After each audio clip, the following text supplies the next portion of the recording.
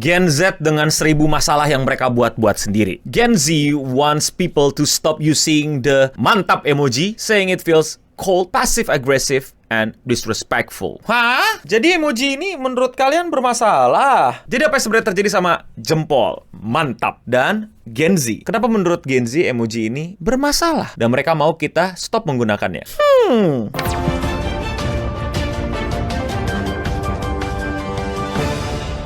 Gue yakin deh, pasti kalian akhir-akhir ini di berbagai macam sosial media nemu postingan itu. Gen Z wants people to stop using the jempol emoji, saying it feels cold, passive-aggressive, and disrespectful. Di-post sama orang, di-share sama orang, atau bahkan dijempol sama orang, dan kalian bisa lihat bahwa respon orang-orang terhadap info ini itu kayak jempol. Maksudnya adalah mereka kayak nggak peduli sama masalah Gen Z ini dan malah kayak semacam pengen men-trigger para Gen Z dengan nge-spam emoji jempol di kolom komentarnya. Tapi sebenarnya detailnya apa sih? Apa emang benar Gen Z ini benci banget sama emoji jempol? Coba kalian yang Gen Z komen di bawah dengan jempol. Lalu gue berusaha untuk mencari tahu ini artikel berasal dari mana dan kenapa muncul dan kenapa ini rame, dan ternyata gue menemukan artikel yang cukup lama. Lebih tepatnya dari New York Post di tahun 2002. Gen Z cancelled the hostile thumbs up emoji and wants to ban these 9 others. Yes, jadi ada upaya untuk nge-ban emoji jempol dan 9 emoji lainnya karena hostile. Hostile itu apa ya? Kayak agresif, berbahaya, mengganggu, kayak mengganggu perasaan. Nah, ini problem Gen Z banget kan, si perasaan, si menjaga perasaan, ketersinggungan dan lain-lain. Tapi artikelnya bilang apa sih? Dan seperti yang gue udah singgung, ini artikel seperti kalian bisa lihat dipublish di Oktober 12 alias 12 Oktober 2022. Jadi umurnya udah 4 tahun lalu dan mungkin naik lagi sekarang. Di artikel bisa kita lihat, bersiaplah kini giliran emoji yang terkena cancel culture. Gen Z mulai menganggap emoji jempol sebagai salah satu yang kasar dan berkesan bermusuhan. Bahkan ada yang mengaku merasa seperti diserang ketika mereka menerima emoji tersebut di lingkungan kerja. Setelah seseorang pengguna Reddit mengaku bahwa dirinya belum cukup dewasa untuk merasa nyaman dengan reaksi emoji jempol. Banyak pengguna lain ikut setuju. Mereka juga mengkritik beberapa emoji umumnya seperti emoji hati merah alias lope-lope. Sementara itu, para pekerja yang lebih tua tampak kebingungan dengan anggapan tersebut. Mereka menjelaskan bahwa mereka menggunakan emoji ini di percakapan kerja hanya untuk menyampaikan arti seperti saya setuju, saya mengerti, atau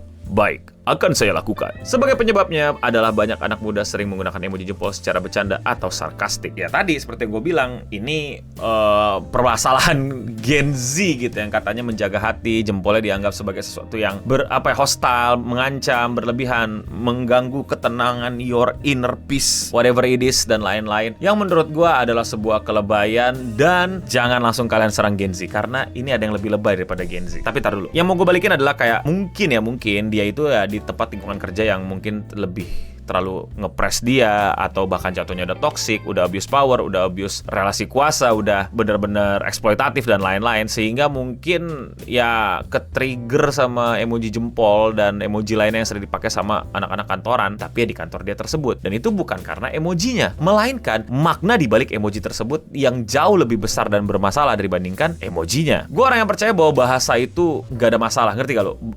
Gue ngerti beberapa orang paham bahwa bahasa itu memiliki kuasa. Jadi dia bisa nge-shape culture dan bisa menimbulkan relasi kuasa, bahkan kasta, bahkan opresi dan lain-lain. Tapi gue lebih percaya bahwa semuanya balik ke materialnya, yaitu adalah si penguasanya, si pemilik powernya. Mau bahasanya apa, selama pemilik powernya itu ya bisa diganti-ganti sesuka si pemilik power. Bukan berarti gue mengabaikan adanya power dalam bahasa, tapi hati-hati lu terlalu fokus sama bahasanya dibanding yang memberikan makna di balik bahasa tersebut. Kasarnya pengen gue bilang, ya ini kan masalahnya di bos lu yang emang mungkin sering menggunakan emoji jempol sebagai makna yang lebih menyebalkan buat lu, atau lu jadi ke-trigger gitu. Gue punya temen lah yang kayak dia tuh kedengeran bunyi WhatsApp aja tuh bisa kayak langsung stres gitu, ngerti gak sih? Nah itu kan kebiasaan gitu. Mungkin teman-teman psikolog bisa bantu share, dan mungkin lu juga pernah ada yang ngalamin gitu. Kayak setiap ada bunyi WA lu bukannya happy, lu bukannya netral, lu bukannya males atau nggak apa, lu malah kayak ke-trigger kayak apa nih gue dimarahin kah, gue ada kerjaan kah, ada yang kelupaan kah, dan lain-lain. Jadi lu benci sama bunyi WA-nya. Tapi kan bunyi WA-nya netral, ngerti gak lu? Yang masalah adalah makna di balik itu apa. Bunyi WA itu terkadang membawa pesan buruk buat lu. Apakah jadinya bunyi WA mesti kita hilangkan? Ya tentu tidak. Ya lu bisa sih pilih mode getar, mode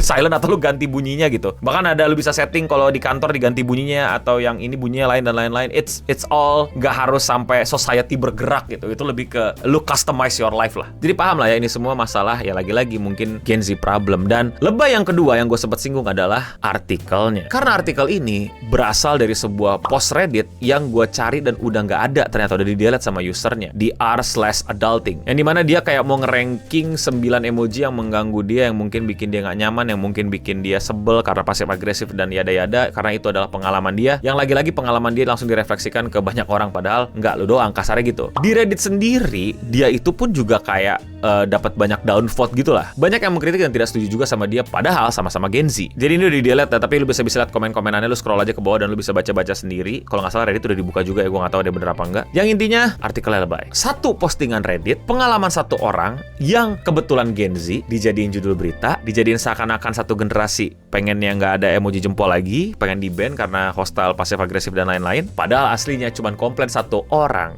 Dan bahkan para Gen Z pun juga nggak setuju yang lainnya. Kenapa ya sosial media tuh makin aneh? Kalau udah baca buku gue sih pasti tahu jawabannya. Ini bukan buku yang ngajarin kalian untuk jualan di online dan lain-lain. Ini buku untuk memahami bagaimana sih realita kita sekarang di internet, di dunia nyata itu semakin banal. Kayak chaos nggak sih? Ini buku adalah skripsi gue yang juga udah banyak dibeli orang dan juga dipakai orang untuk ngebantuin skripsinya. Kalian bisa beli di link di bawah. Kalau habis kalian cari di e-commerce saja atau cari juga di toko buku terdekat. Dan kalau kalian ngebeli, kalian udah nge-support gue dan juga penerbitnya. Kalau ketemu gue jangan lupa dibawa buat gue tanda tanganin ya. Lalu kita diskusikan deh. Tapi sekarang saatnya balik ke video. Yes, you guys just fall into the oldest internet trick yang udah lama kita nggak temuin gara-gara kita tertumpuk sama ketutup sama AI ya. AI ini, AI itu, aku AI, kamu AI, kita semua AI. Clickbait title judul berita. Kalian ingat gak sih era-era kita sebel sama outlet news online yang bikin clickbait padahal siapa? Gue ingat banget tuh pas lagi pemilu kan, nama calon-calon itu kan rame lah dicari, terus pelakunya kebetulan namanya sama, dipakai nama pelakunya, padahal bisa jadi terjadi pencurian di daerah ini tapi si ini mencuri daerah ini gitu. Bener. Cuman ya, dan itu pun juga terjadi sama artikel yang mungkin kalian like, kalian jempolin, dan kalian lagi share kemarin. Ini adalah artikel yang dihidupin lagi sama entah outlet news yang mana. Umur artikelnya pun udah 4 tahun lalu. Dan yang serunya adalah ini semua berawal dari satu post di Reddit dan langsung dinamakan Gen Z. Buat gue sih nggak adil. Buat gue terlalu lebay untuk mengeneralisir dan bilang ini adalah request para Gen Z. Gue memang bukan Gen Z, gue milenial atau bahkan boomer ya. Jangan lupa Eno Bening ini 2040. Gue paham lah struggle Gen Z. Secara ekonomi pun dan secara keduniaan pun kalian tahu lah mereka struggle. Tapi mereka lebih terbuka sama banyak informasi. Gue nggak bilang semua Gen Z baik-baik aja. Banyak juga yang dari mereka aneh-aneh dan argumennya geblek-geblek di Twitter, thread juga. Tapi memang mereka udah terlalu lama sering jadi korban penggenerasian lah. Walaupun gue suka dikatain boomer juga gitu. Lagian kalau kalian tahu Gen Z, Gen Y, Gen Z, Gen Alpha, generator dan lain-lain itu tuh kayak artikel gitu loh, bukan study gitu, kayak semacam untuk mempermudah lu kelahiran tahun berapa, generasi apa dan lain-lain. Of course satu postingan Reddit tidak mewakili satu generasi. But for content, ya mereka mesti taruh Gen Z di situ rather than dia taruh